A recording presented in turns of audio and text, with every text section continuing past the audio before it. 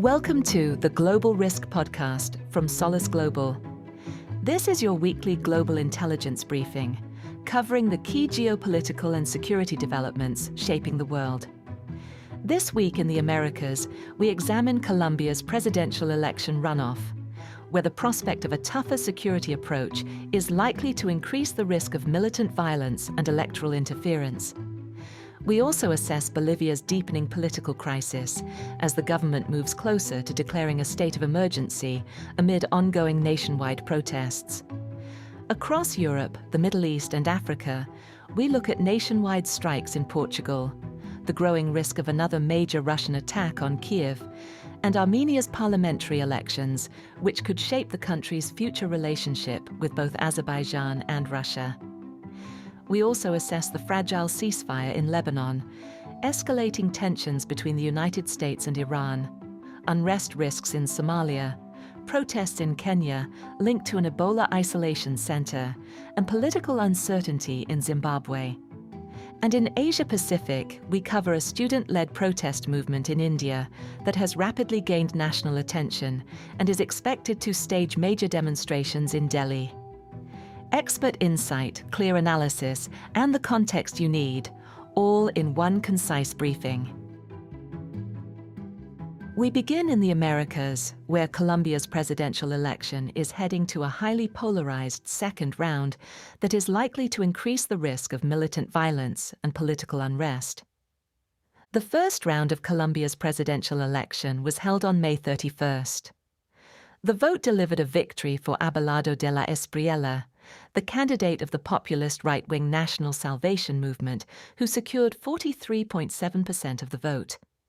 De la Espriella finished ahead of Senator Ivan Cepeda, who received 40.9% as the candidate of the left-wing Historic Pact, endorsed by current President Gustavo Petro. The third candidate considered to have a realistic chance of reaching the second round, Senator Paloma Valencia of the center-right Democratic Center, performed poorly, receiving just 6.9% of the vote. Valencia quickly endorsed de la Espriella after the results were announced. Following the vote, President Petro alleged that the electoral results had been doctored. Cepeda, who had been widely expected to win the most votes, also initially made allegations of fraud, but later retracted them. The second round of the election is scheduled to take place on June 21st. The winner will become Colombia's next president. Now, our intelligence team's assessment. The results of the first round will almost certainly produce a second round marked by extreme polarization. The Colombian electoral campaign was largely characterized as a referendum on total peace, the flagship program of the Petro administration, of which Cepeda is considered one of the leading architects. The program allows the government to negotiate with criminal groups. While Cepeda has advocated its continuation, de la Espriella has campaigned on a tough-on-crime platform that partially resembles that of El Salvador's President Nayib Bukele. This has involved mass detentions, troop deployments, and the construction of mega-prisons. International observers stated that the elections were largely free and fair. However, the non-governmental Electoral Observation Mission documented hundreds of suspected irregularities, including suspected attempts by armed groups to intimidate voters. Heading into the runoff, the threat from armed groups is likely to become more prevalent. While Colombia's powerful cartels and militias did not carry out a concerted attempt to alter the election results during the first round, the second round is likely to face a greater risk of interference. De la Espriella has promised to take an iron fist approach to organized crime and militant groups in Colombia. His presidency would almost certainly involve expanded security operations and would be interpreted as a greater threat by Colombia's armed groups. This is likely to give cartels and armed groups a stronger incentive to influence the election and could increase the risk of voter intimidation and electoral interference. The risk is especially pronounced as de la Espriella is outpolling Cepeda in 16 of Colombia's 32 departments, primarily in the country's interior and near the border with Venezuela, where armed groups are heavily embedded and best positioned to exert influence over the electoral process.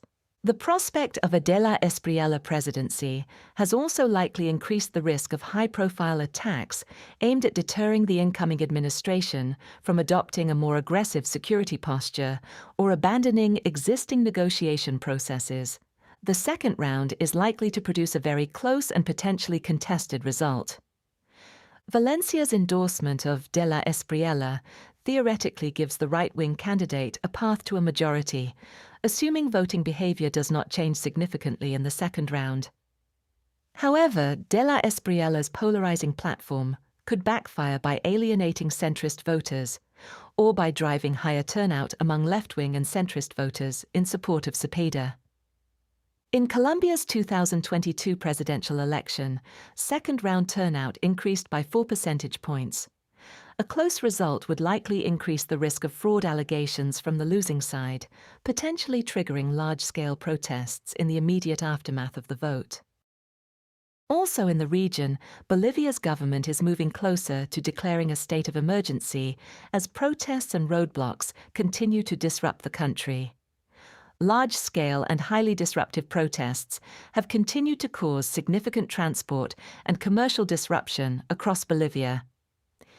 The unrest has also resulted in further casualties and critical shortages of goods, with an estimated 80 active highway roadblocks across the country. On May 25th, anti-government protests near the presidential palace in the administrative capital, La Paz, forced President Paz to flee the city and relocate to the less affected constitutional capital of Sucre. On June 1st, Bolivia's largest union, the Bolivian Workers' Central, ratified the continuation of blockades and rejected dialogue until President Paz resigns from the presidency.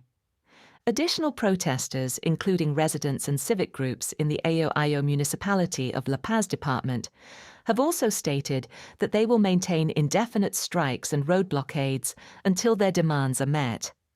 On June 1st, Bolivia's Attorney General, Roger Mariaca, issued instructions to initiate criminal proceedings against those responsible for roadblocks during the anti-government protests. The move follows recent legal changes that have expanded the government's authority to impose emergency measures. Due to the scale and violent nature of the unrest, the Australian government has issued a Level 3 travel advisory, warning travellers to reconsider travel to La Paz department because of anti-government protests and roadblocks. Health officials have also made an urgent appeal to demonstrators blockading roads in La Paz and El Alto, as oxygen levels in hospitals have fallen critically low. On June 2nd, the Department of La Paz declared a health and humanitarian emergency, citing critical shortages of medical oxygen, medicines, food, and other goods essential to hospital operations. Now, our intelligence team's assessment. On May 28th, the Bolivian Ombudsman, Pedro Francisco Calizaya Aro, reported that 7 people had died, 23 had been injured, and 321 had been arrested between May 1st and May 24th amid fuel blockades and related protests. However, the actual totals are now likely considerably higher than government estimates. The rising death toll and the economic cost of the blockades, estimated at least $1.68 billion, have highly likely increased the likelihood of President Paz declaring a national state of emergency. Paz has consistently refused to meet with civic leaders. On May 26th, the government promulgated Law 1732, which repealed Law 1341 regulating states of exception. This removed several procedural constraints on the executive's ability to declare emergency measures. The Attorney General's reported instruction to pursue criminal proceedings against individuals involved in roadblocks is likely an initial step towards expanding the government's legal authority and building justification for more coercive measures ahead of a potential declaration of a state of emergency. By framing the blockades as criminal acts rather than political protest, the government is likely seeking to establish the legal basis for a broader security response, increase pressure on protest leaders, and generate public support for stronger intervention measures should the unrest continue to intensify, result in further casualties, and cause billions of dollars in lost revenue. President Paz has already reversed several decisions aimed at appeasing the protesters and has cut his own salary, along with those of his cabinet, by half. However, these measures have failed to de-escalate the protest movement or restore freedom of movement along key transport corridors, while Paz's refusal to engage with civic leaders has likely exacerbated grievances. This likely indicates that protesters are unlikely to accept concessions that fall short of Paz's unconditional resignation. Amid growing humanitarian and economic pressure, it is likely that the government will conclude that negotiations are unlikely to restore order. While Paz's Christian Democratic Party does not control a majority in either house, the broader right-wing coalition holds 35 of 36 Senate seats and 119 of 130 seats in the Chamber of Deputies. This likely indicates that lawmakers will approve legislation that expands the executive's authority to respond to the unrest. Should a state of emergency be declared, it is highly likely that additional security forces will be deployed to dismantle roadblocks, disperse protests, restore order, and secure key supply routes. However, this is likely to increase the risk of violent confrontations, particularly in La Paz Department and Cochabamba Department. It could also lead to an evolution in protest tactics, including more mobile or dispersed demonstrations, attacks on security forces, and targeted disruption of critical infrastructure. These are tactics that have been observed during previous periods of major unrest in Bolivia. Now turning to Europe, the Middle East and Africa, where Portugal is facing renewed disruption as unions continue to oppose the government's proposed labour reforms. On June 3, Portuguese labour unions under the General Confederation of the Portuguese Workers staged nationwide strikes in opposition to a proposed labour reform. The reform, supported by the centre-right government of Prime Minister Luís Montenegro, aims to introduce greater flexibility into the labour market. It would allow for longer fixed-term contracts, expanded outsourcing opportunities, and a greater ability for companies and employees to renegotiate schedules and working hours. Opponents argue that the reform would reduce workers' rights, making it easier to dismiss employees and weakening job security. On June 3, widespread transport and service disruptions were recorded across Portugal. In Lisbon, metro services were suspended across all lines, while only partial services operated in Porto. The commuter rail provider Fertagus stated that it was running just a quarter of its daily services, while the national railway company Comboios de Portugal suspended most long-distance and regional trains. Airlines, including TAP Portugal, announced the cancellation of several hundred flights. Schools and hospitals also experienced disruption, with hospitals postponing most surgeries and appointments following a nurse walkout. On the same day as the strike, the Portuguese Parliament scheduled June 18th as the next date for debates on the revised labour code. Now, our intelligence team's assessment. The June 3rd strike was the second general strike in 6 months. Almost certainly a significant development given that Portugal had not experienced a general strike since 2013. The December 11th strike was supported by around 3 million workers in a country with fewer than 11 million inhabitants, and was likewise driven by opposition to the same sweeping labour reform. Despite the overall lack of support for the reform package, the government has defended it as necessary to adapt Portugal's economy to an increasingly competitive global environment shaped by technology-driven disruption. The current governing coalition, the Democratic Alliance, does not hold a parliamentary majority, and has therefore relied on outside support to pass key legislation. For example, AD's 2026 budget was passed only because the Socialist Party abstained. The proposed labour reform will also almost certainly require support from outside the coalition to pass. However, the centre-left has ruled out backing the bill. This leaves the coalition with the sole option of negotiating with the populist right-wing party Chega. However, Chega's leadership has demanded significant concessions in exchange for its support, including lowering the retirement age and reinstating 3 national holidays that were removed following the euro area crisis and Portugal's bailout.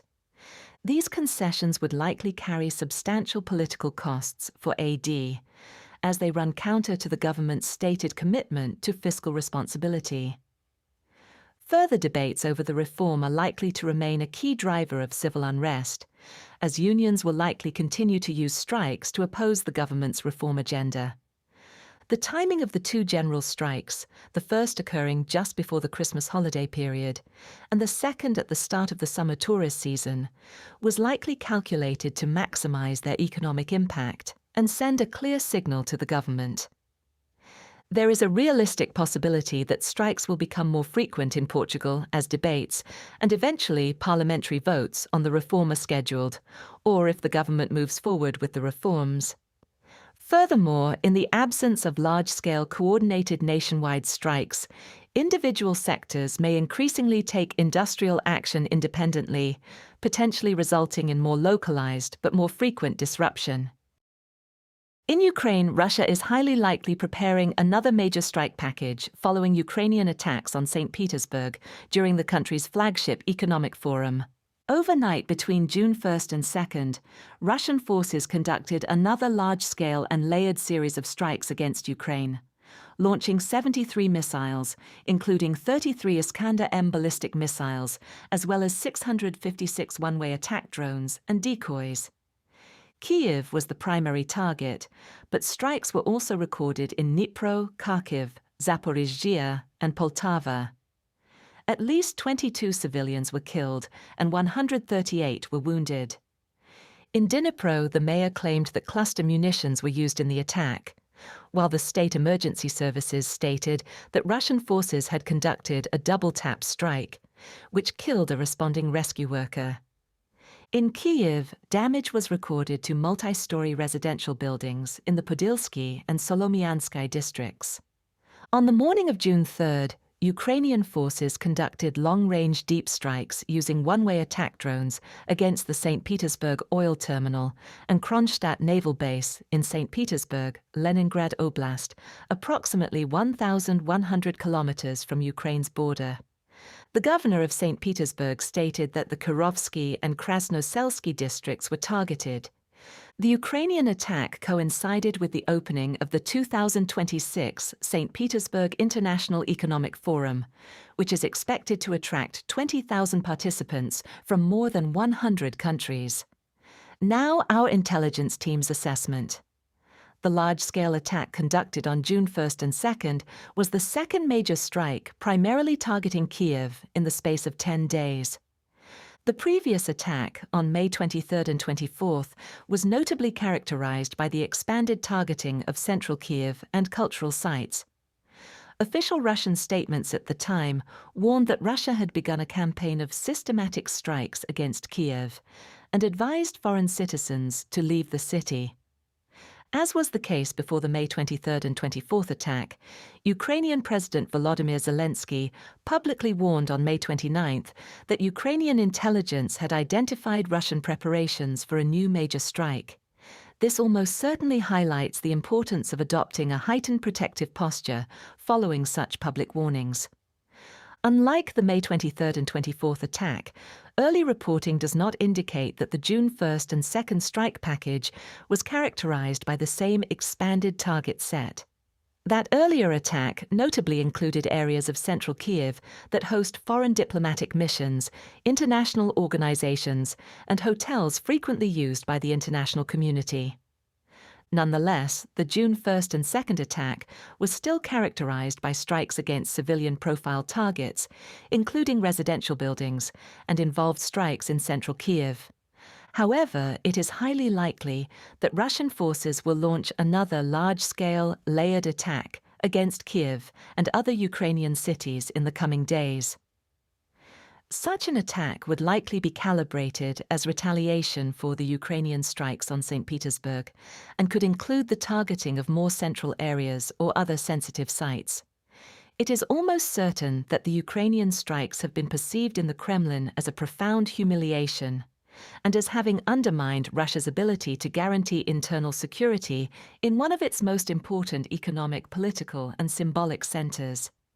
The SPEF is Russia's flagship economic forum, with President Vladimir Putin scheduled to address the event on June 4th. It is also a key symbol of Russia's resilience in the face of international sanctions and its continued role in the global economy.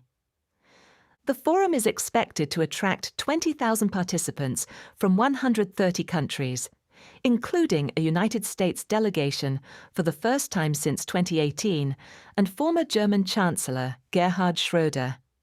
Many of those arriving at the conference will likely have seen smoke from the oil terminal strikes rising in the distance. It is almost certain that Ukraine is currently experiencing a critical shortage of PAC-3 MSE interceptors used by the Patriot air defense system, which remains Ukraine's primary means of intercepting ballistic missiles. Without prompt resupply, this shortage is almost certain to worsen further. During the June 1st and 2nd attack, Ukrainian air defenses claim to have intercepted only 11 of the 33 Iskander-M ballistic missiles that were launched. President Zelensky's public campaign to pressure allies to address the shortage has intensified following his May 26 letter to President Trump and the United States Congress, in which he requested urgent resupply. Ukraine's Foreign Minister, Andriy Sybiha, has also called for the immediate use of the European Peace Facility to finance NATO's prioritized Ukraine requirements list in order to secure additional interceptors. However, the war in the Middle East involving Iran is estimated to have consumed between 1,060 and 1,430 PAC-3 MSE interceptors. At the same time, U.S. procurement has averaged the production of around 225 interceptor missiles per year, and projections indicate that it could take until mid-2029 for the United States to return to its pre-war inventory levels. Despite Ukraine's increasingly urgent need to replenish its interceptor stockpiles, the global shortage of these systems means the situation is likely to deteriorate further. The Russian long-range strike campaign is likely not only to continue, but to escalate further in order to exploit Ukraine's interceptor shortage and retaliate for the intensified Ukrainian deep strike campaign. A large-scale strike package targeting Kyiv is highly likely in the immediate future as retaliation for the St. Petersburg attack. Large-scale Russian long-range attacks are also likely being used to increase pressure on Kyiv and to divert attention from Russian shortcomings on the battlefield. Russian ground offensives have largely stalled, with current rates of advance remaining poor compared with previous years. Some recent estimates indicate that Ukraine gained more territory than Russia during May 2026, placing Russia's net territorial gains in negative territory for the first time since 2023. Meanwhile, Armenian voters head to the polls in an election that could determine the country's future relationship with both Russia and the European Union. On June 7th, nearly 2.5 million Armenians will vote to elect the 9th convocation of the National Assembly. The unicameral legislature has 101 members, elected to 5-year terms across 13 electoral districts under a proportional representation system based on party lists. This will be the first regular national election since 2017 and follows 2 snap elections triggered by the constitutional crises of 2018 and 2021. It is also the first election since Azerbaijan's military takeover of the disputed Nagorno-Karabakh region in late 2023, after which the ethnic Armenian population fled to Armenia. The incumbent Prime Minister, Nikol Pashinyan, is expected to lead the governing Civil Contract Party into the election as he seeks a 3rd consecutive term. Pashinyan rose to power following Armenia's 2018 Velvet Revolution, when mass anti-corruption and anti-establishment protests forced the resignation of long-serving leader Serge Sargsyan and brought Pashinyan to office on a reformist and democratic mandate. While civil contract's failure to secure a majority in the March 2025 municipal elections in Gyumri raised concerns about the party's declining popularity, it continues to dominate the polls. The latest survey places support for the party at 65%. The opposition remains highly fragmented, with most parties polling between 2 and 12%. Many are grouped into blocs that seek to revive closer ties with Russia. Leading the opposition in the polls is Samvel Karapetyan of the Strong Armenia Party, which is polling at 12%. Strong Armenia is a pro-Russian opposition bloc that emerged in late 2025. However, Karapetyan's legal eligibility to stand in the election is disputed due to his additional Russian and Cypriot citizenships. Now, our intelligence team's assessment. The election is increasingly being framed as a referendum on Armenia's future relationship with both Azerbaijan and Russia. In August 2025, Pashinyan and Azerbaijani President Ilham Aliyev signed a joint declaration on the agreed text of a peace agreement, committing both sides to progress towards its formal signing and ratification. While the agreement's final signing depends on the adoption of a new constitution, which will require a referendum after the election, support for Pashinyan is largely centered on this issue. Pashinyan's removal from office would likely bring an end to the current peace process with Azerbaijan. A Pashinyan re-election would likely move the formerly Moscow-aligned Armenia closer to the European Union, posing a strategic threat to Russia's influence in the South Caucasus. Armenia has historically been one of Russia's key security and economic footholds in the region.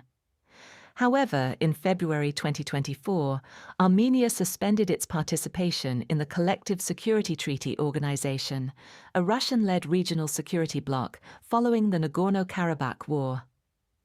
Yerevan accused the CSTO of failing to defend Armenia's territorial integrity. In March 2025, Armenia's parliament adopted a law to begin the process of joining the European Union.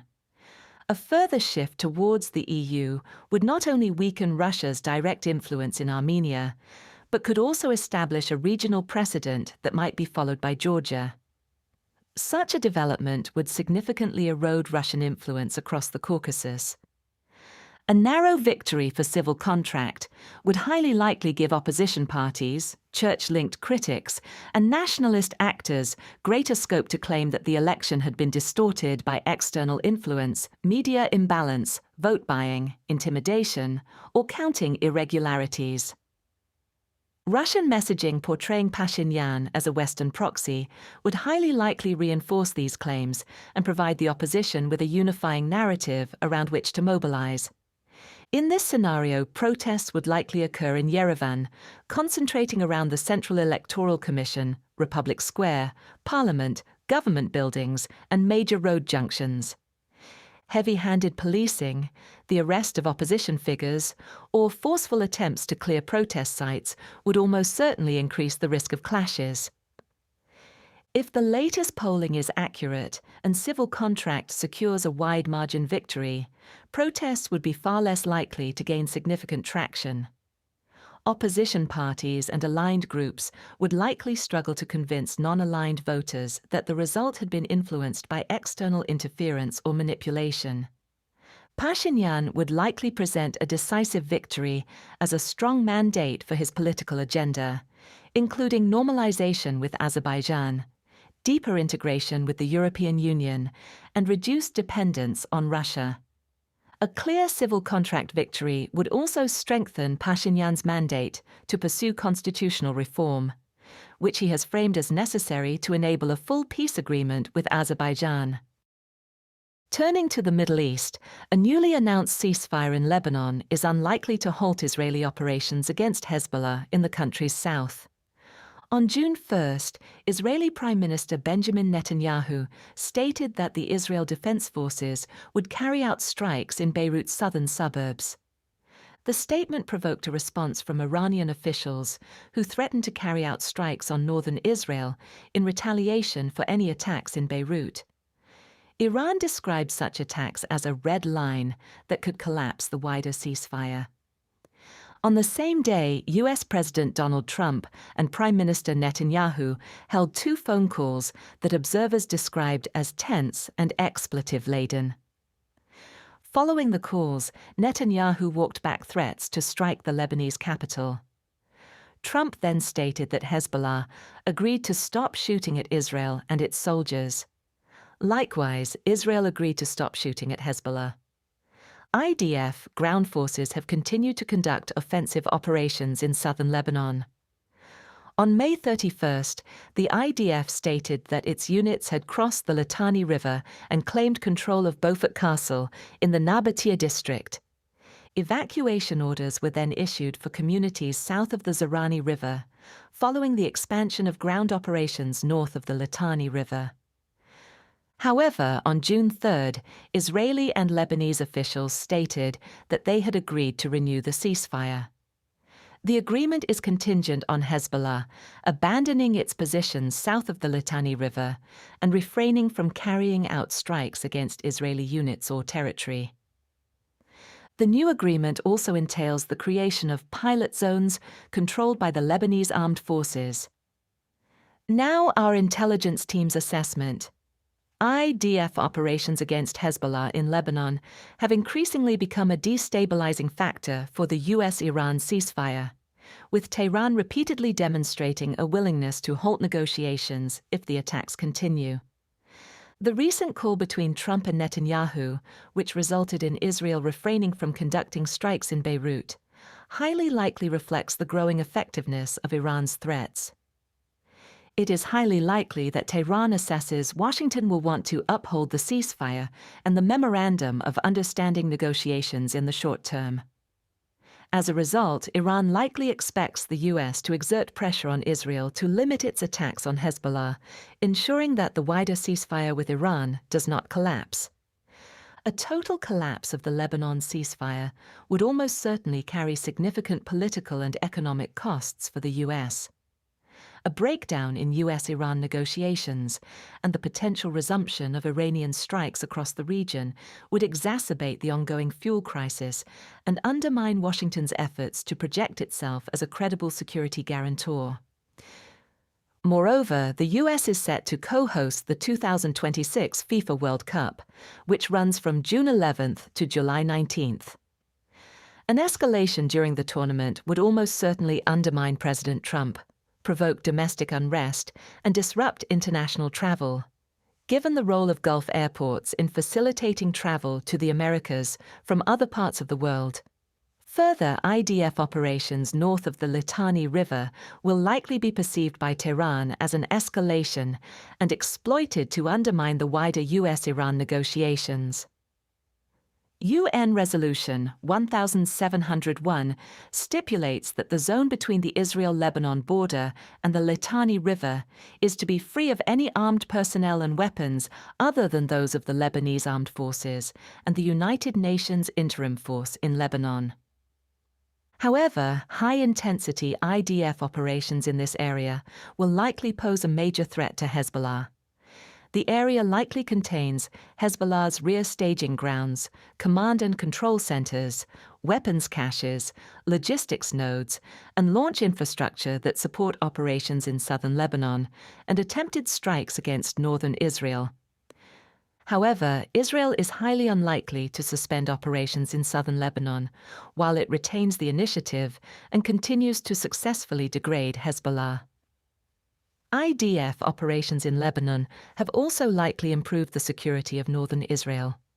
On June 2nd, the IDF Homefront Command stated that it would extend the warning times for rocket fire from Lebanon affecting Haifa and another 160 communities in northern Israel, increasing them from 60 seconds to 90 seconds.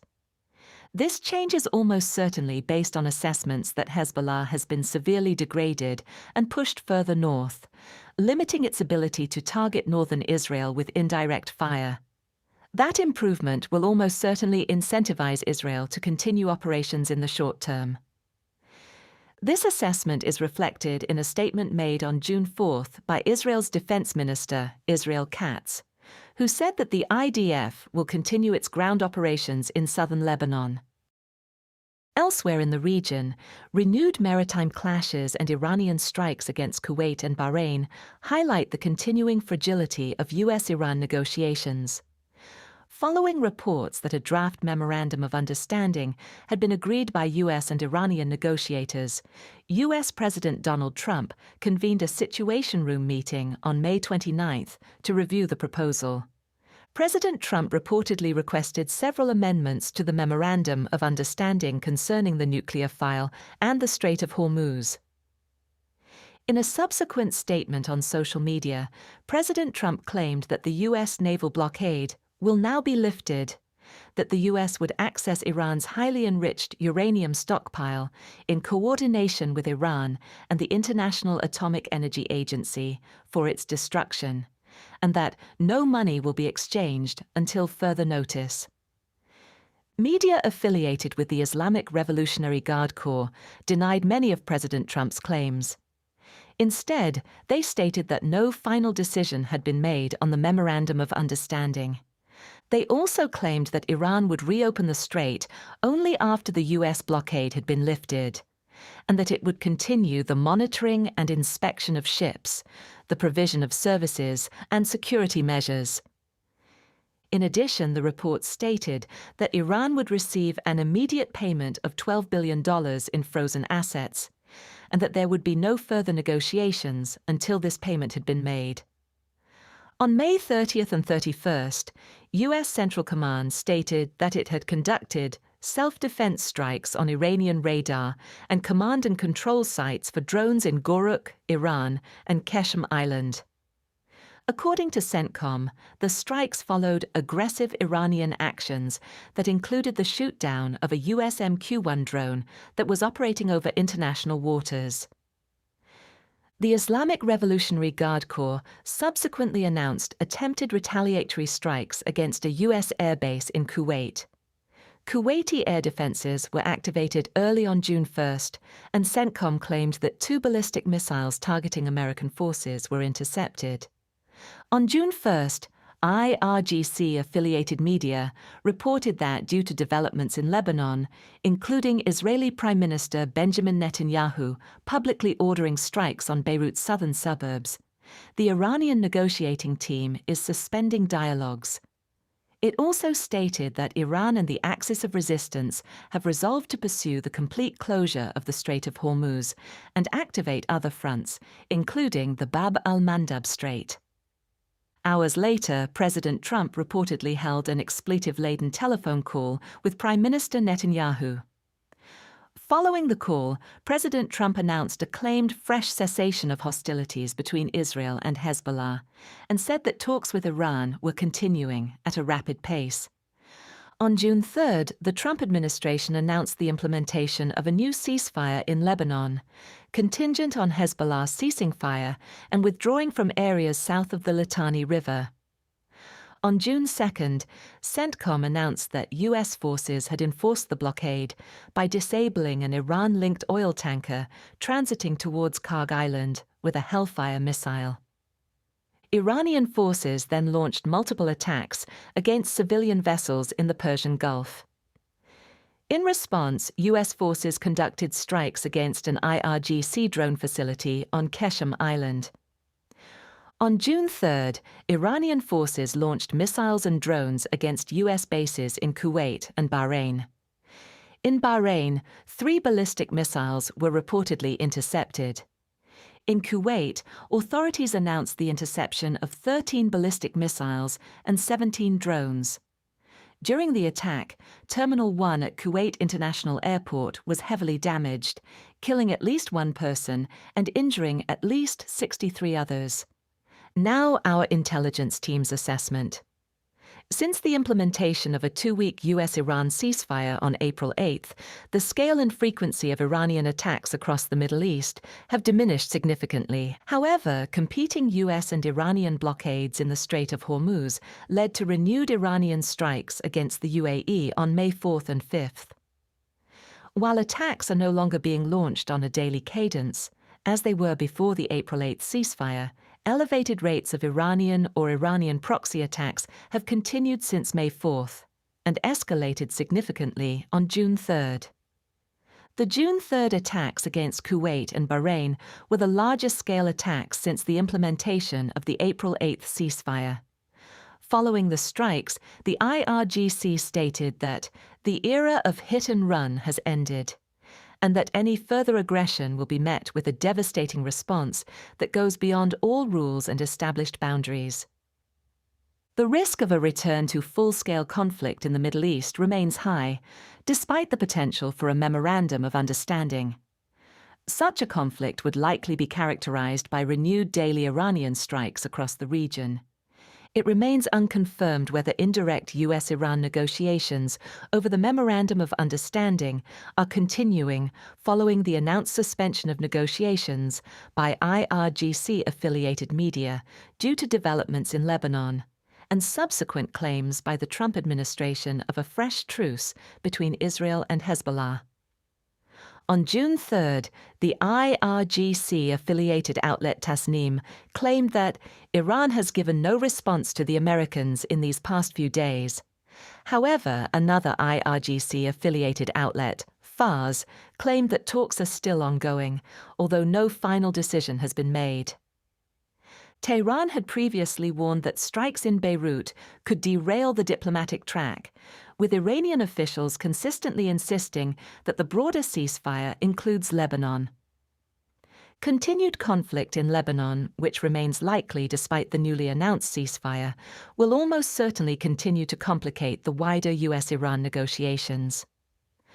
Hezbollah has historically served as a key component of Iranian deterrence in the region, and its preservation is highly likely a strategic priority for Tehran. However, the regime's reported decision to suspend negotiations over Lebanon also followed President Trump's request for several amendments to the Memorandum of Understanding. It is highly likely that the Iranian regime, which is almost certainly increasingly under the control of hardline IRGC commanders, such as Major General Ahmad Vahidi, calculates that it is willing to accept the risk of a return to full-scale conflict, or a continuation of the current status quo, rather than be perceived as conceding to US demands. By increasingly linking the status of the US-Iran negotiations to developments in Lebanon, the regime likely also seeks to divert attention from the two principal points of contention in the negotiations: control of the Strait of Hormuz and the nuclear file. The IRGC has also likely been emboldened by the U.S. House of Representatives' decision to pass a war powers resolution aimed at limiting President Trump's ability to continue military action against Iran without congressional approval.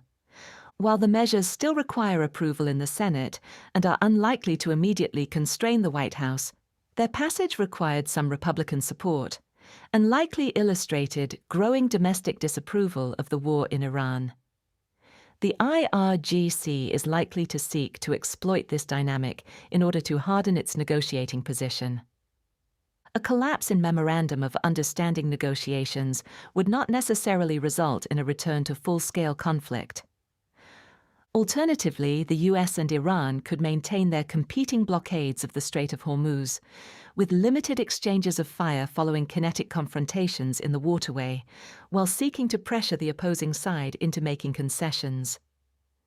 Following the announced suspension of talks by IRGC-affiliated media, President Trump told US media that going silent would be very good, and that could be for a long time.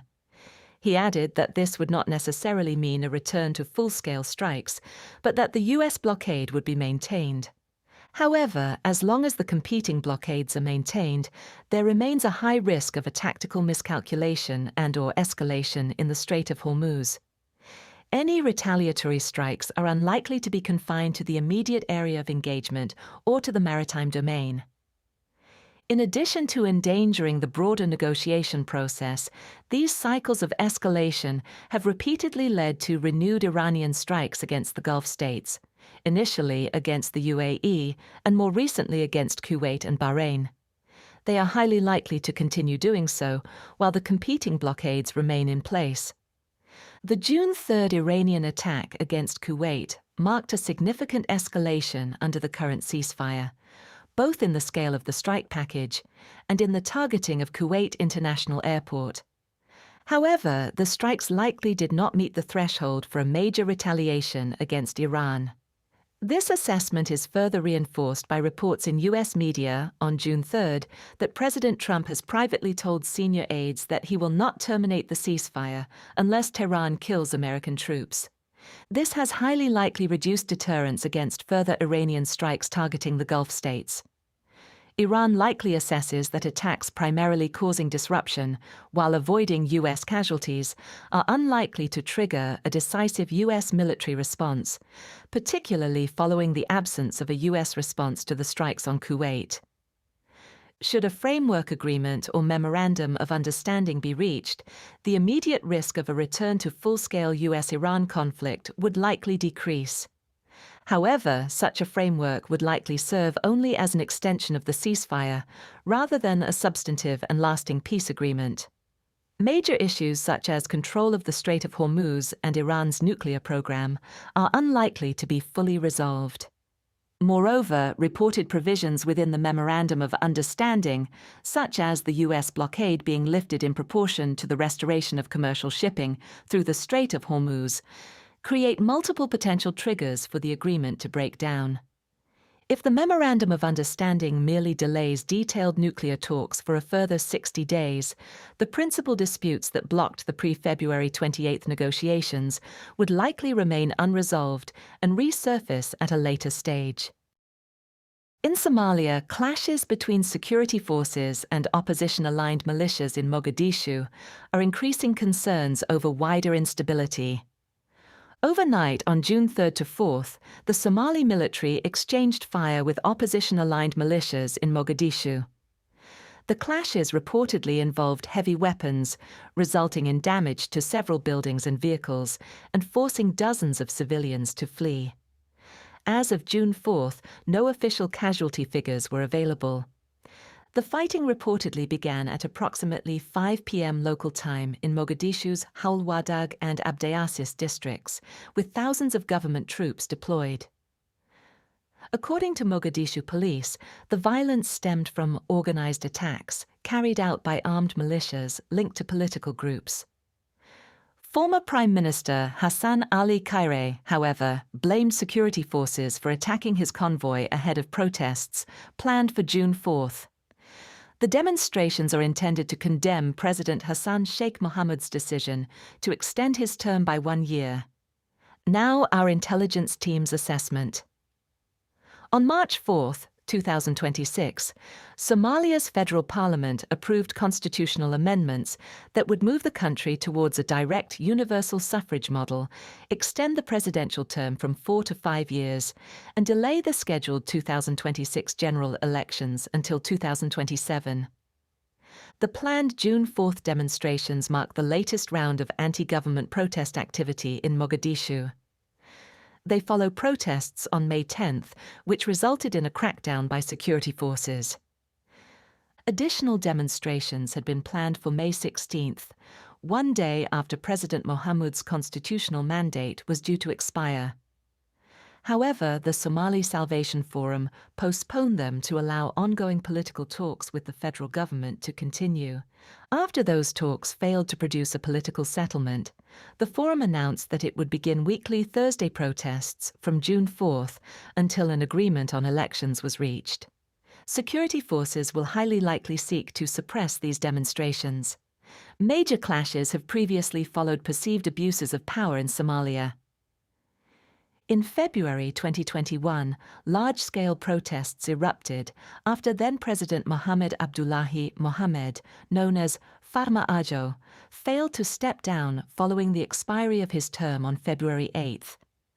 On February 19th, security forces opened fire on hundreds of demonstrators marching along the main airport road in support of opposition presidential candidates, including former Prime Minister Kairi. On April 12th, Parliament approved a 2-year extension of Farmaajo's term, triggering armed confrontations in Mogadishu between government forces and pro-opposition groups, primarily from Hirshabelle.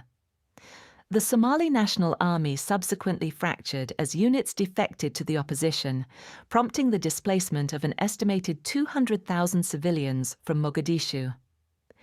Faced with sustained domestic and international pressure, Farmaajo rescinded the extension on April 27th and agreed to a dialogue process. This ultimately enabled the delayed elections that brought President Mohamud to power in May 2022. The current situation is almost certainly reflective of the clashes that followed President Farmaajo's failure to step down. High tensions between Mogadishu and several federal member states that oppose the constitutional amendments will almost certainly increase the risk that major demonstrations and isolated clashes between government forces and militias could spiral into a wider internal armed conflict. Puntland withdrew recognition from the federal government in March 2024. Jubaland suspended ties with Mogadishu in November 2024, while Southwest State also halted cooperation with the federal government. Clashes have already occurred between Mogadishu and Jubaland, as well as between Mogadishu and Southwest State. In the event of further clashes involving either the military and militias or security forces and protesters, federal member states opposed to Mogadishu could seek to exploit the unrest to increase pressure on the federal government. This could include indirect support for militias and protesters, the mobilization of allied forces, or limited military action. Also in the region, protests over a planned Ebola isolation center have turned deadly, with further demonstrations likely if public concerns continue to grow. On June 1st, hundreds of demonstrators marched in Nanyuki, approximately 140 kilometers north of Nairobi, to protest against U.S. plans to establish an Ebola isolation center at the nearby Laikipia Air Base. Protesters blocked roads and burned tires outside the airbase, with some carrying signs accusing the government of attempting to kill us through Ebola. Security forces responded with tear gas. 2 civilians were reportedly killed, although the circumstances surrounding their deaths remain unclear. According to family members of one of the victims, he was shot by security forces while returning home from work. The 50-bed isolation center is intended to treat U.S. citizens affected by the ongoing Ebola outbreak in the DRC and is scheduled to become operational by June 5th. However, on May 29th, the Kenyan High Court temporarily suspended the project while it considers a lawsuit brought by a human rights group.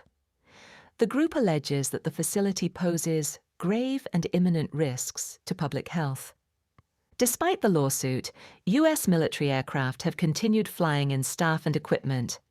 Kenya's doctors' union and government watchdogs have also opposed the plan, stating that it risks exposing local populations. During the lawsuit hearing on June 2nd, the judge ordered the government to disclose all agreements and operational protocols related to the facility within a week. The next hearing was scheduled for June 23rd. Following the protests, President William Ruto defended the plan, stating that Kenya had deployed every arsenal to prevent an Ebola outbreak. He also urged that the issue should not be politicized. Now, our intelligence team's assessment. Protests have repeatedly broken out across Kenya over a variety of issues in recent years, and the demonstrations against the Ebola isolation center come amid heightened tensions. Most recently, protests erupted on May 18th as part of a nationwide transport strike over rising fuel prices. 4 people were killed, more than 30 were injured, and 348 were arrested. The strikes were later halted after the government agreed to reduce fuel prices. A rising cost of living, driven by the closure of the Strait of Hormuz, has significantly increased the price of imported fuel and contributed to strong anti-government sentiment. This has persisted despite President Ruto's commitment to reducing fuel prices. While the circumstances surrounding the two deaths remain unclear, they were likely linked to a crackdown by security forces. Previous demonstrations in Kenya, particularly the wave of unrest in June and early July 2025, were primarily triggered by allegations of police brutality. Further details about the deaths are likely to emerge in the coming days and weeks. Should police brutality be confirmed as the cause, it is highly likely to intensify anti-government sentiment and could trigger further demonstrations. The latest figures indicate more than 282 confirmed cases of Ebola, with 42 deaths, alongside more than 1,000 suspected cases, with 220 deaths. Uganda, which borders Kenya, has so far reported 15 confirmed cases and 1 death. While Kenya has not reported any cases to date, Nairobi is a major African travel hub, particularly for East Africa. This almost certainly increases the risk of cross-border transmission and importation through air travel, with the World Health Organization assessing the regional risk as high. Confirmed Ebola cases in Kenya would highly likely be accompanied by substantial misinformation regarding their origin, including claims linking the cases to Laikipia Air Base. This could almost certainly trigger further protests in Nanyuki, as well as Nairobi, with many likely to blame President Ruto. And in Zimbabwe, a controversial proposal to extend President Mnangagwa's term is raising concerns over political instability and possible unrest. On June 2nd, Zimbabwe's Justice Minister, Ziambi, presented the Constitution of Zimbabwe Amendment No. 3 bill in Parliament.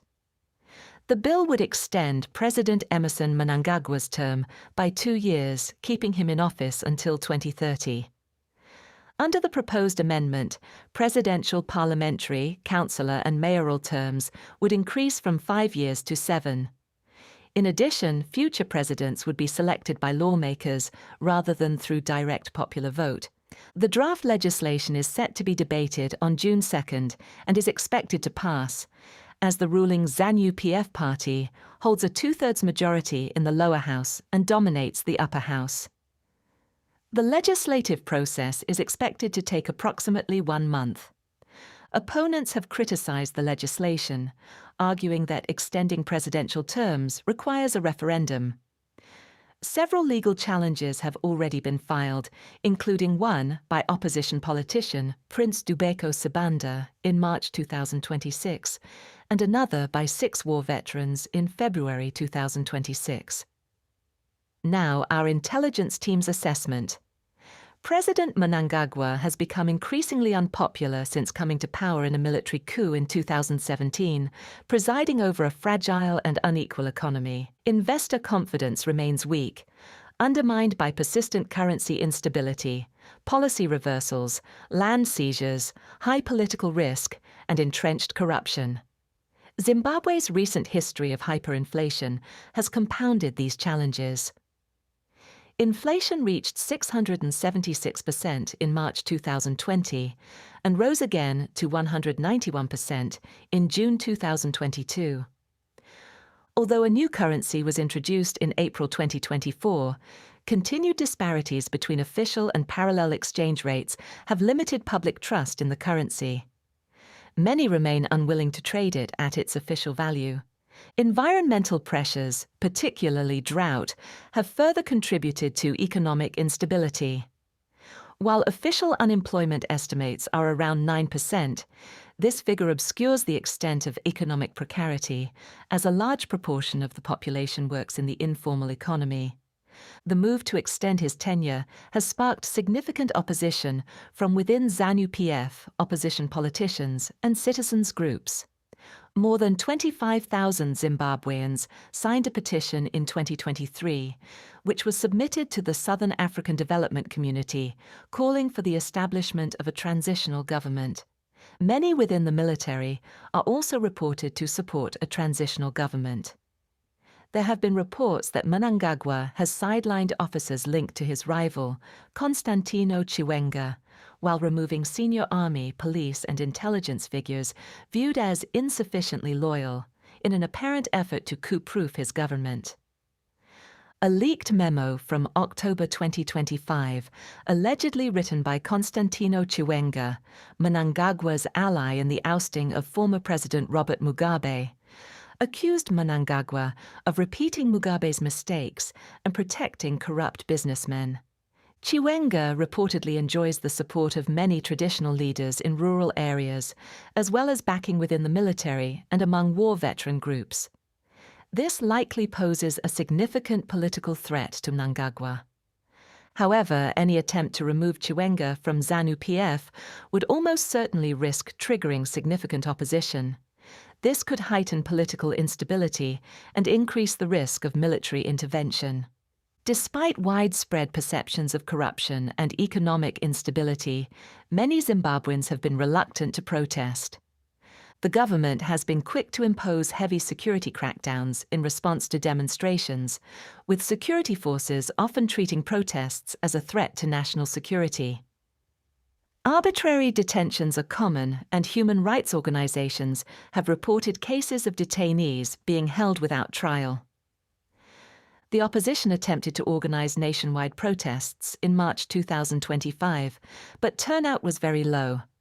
Any anti-government demonstrations will almost certainly be met with a heavy security presence, which will likely dissuade many people from taking part. A major civil unrest movement could also increase the risk of a military coup.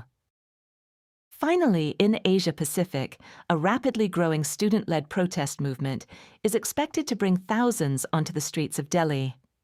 On June 1st, Abhijit Dipke, the leader and founder of the Cockroach Janta Party, announced that he would return to India from the United States and lead a street protest at Delhi's Jantar Mantar on June 6th. The demonstration is calling for the resignation of Indian Education Minister Dharmendra Pradhan. The CJP is a satirical movement founded in mid-May 2026, following a scandal involving marking errors and leaks affecting school-leaving exams. Its name derives from a remark by the Chief Justice of India, Surya Kant, who compared young unemployed students to cockroaches. The movement describes itself as secular, socialist, democratic, and lazy. It is calling for greater government transparency and accountability, media independence, and gender equality. In the weeks since its creation, the CJP has gained a substantial social media following, attracting more than 22 million followers on Instagram. It has also received backing from several local activist groups, including feminist and environmental organizations. Now, our intelligence team's assessment. The CJP is almost certainly part of a growing trend of grassroots Gen Z protest movements that have spread across Asia since 2024. These movements are broadly characterized by calls for democratic reforms and greater economic opportunities for young people, with a particular focus on students. Their demands have emerged amid high levels of unemployment and underemployment, frustration over corruption and nepotism, and a growing sense of generational alienation from established political parties. The groups make extensive use of social media platforms such as Instagram, TikTok, and X to organize and coordinate demonstrations, as well as to rapidly disseminate information. The timing of the protest announcement is likely to help attract a large turnout on June 6th, as it coincides with the start of the summer vacation period at most universities and secondary schools, which runs from June until late July. The protest is likely to remain peaceful, although isolated violent incidents cannot be ruled out. On June 6th, traffic disruptions are likely in the vicinity of Jantar Mantar, including around Connaught Place and Mandi House. There is also a realistic possibility of unrest at Indira Gandhi International Airport, as Dipke has called on supporters to meet him on arrival and later march to Parliament Street Police Station to demand permission to hold a protest. That concludes this week's Global Intelligence Briefing. These updates are part of our Global Intelligence subscription, which includes weekly reports, in-depth briefings, and live Q&A sessions with our experts. To learn more, visit solaceglobal.com. Thank you for listening.